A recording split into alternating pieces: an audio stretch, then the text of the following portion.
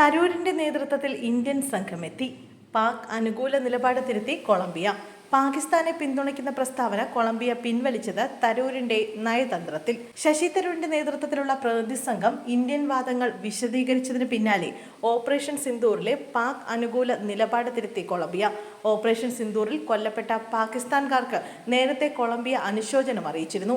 ഇത് തിരുത്താൻ കൊളംബിയ തയ്യാറായതായി ശശി തരൂർ പറഞ്ഞു. കൊളംബിയയുടെ പാക് അനുകൂല നിലപാടിലുള്ള നിരാശ ഇന്ത്യൻ സംഘം നേരിട്ട് വ്യക്തമാക്കിയിരുന്നു.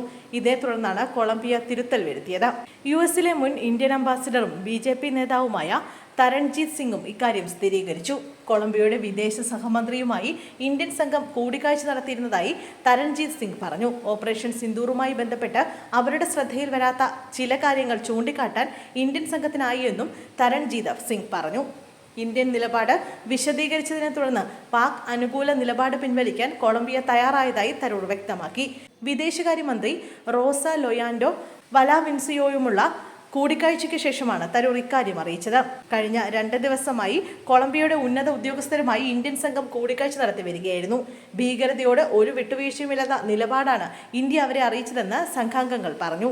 പാകിസ്ഥാനെതിരെയുള്ള ഇന്ത്യയുടെ ഭീകരവാദ വിരുദ്ധ നിലപാട് വിശദീകരിക്കാൻ കേന്ദ്ര സർക്കാർ ചുമതലപ്പെടുത്തിയ സർവകക്ഷി പ്രതിനിധി സംഘത്തിന് കൊളംബിയയിൽ നയതന്ത്ര വിജയം നേടാനായത് പലരെയും ഞെട്ടിച്ചിട്ടുണ്ട്. ഓപ്പറേഷൻ സിന്ദൂറിന് ശേഷം പാകിസ്ഥാൻ അനുകൂല നിലപാട് സ്വീകരിച്ച കൊളംബിയ ശശി തരൂർ നയിക്കുന്ന സർവകക്ഷി സംഘത്തിന്റെ സന്ദർശനത്തിലൂടെ ഇന്ത്യൻ അനുകൂല നിലപാടിലേക്ക് തിരിഞ്ഞത് വലിയ കാര്യമാണ്. ഇന്ത്യ പാക് സംഘർഷങ്ങളുടെ പശ്ചാത്തലത്തെക്കുറിച്ച് ഇന്ന് തങ്ങൾക്ക് ലഭിച്ച വിശദീകരണങ്ങളിൽ തങ്ങൾക്ക് ആത്മവിശ്വാസമുണ്ടെന്ന് കൊളംബിയ ഉപവിദേശകാര്യമന്ത്രി റോസ ലൊയാൻഡോ വില്ലാവൻസിയോ അറിയിച്ചു. കാശ്മീരിൽ എന്ത് സംഭവിച്ചു എന്നതിനെക്കുറിച്ചും ഇരു രാജ്യങ്ങളും തമ്മിലുള്ള സംഘർഷത്തെക്കുറിച്ചും അവിടുത്തെ യഥാർത്ഥ സാഹചര്യങ്ങളെക്കുറിച്ചും വിശദമായ വിവരങ്ങൾ ഇപ്പോൾ തങ്ങൾക്ക് അറിയാമെന്നും മന്ത്രി പറഞ്ഞു. ഇന്ത്യയുമായുള്ള ചർച്ച തുടരുമെന്നും അവർ വ്യക്തമാക്കി.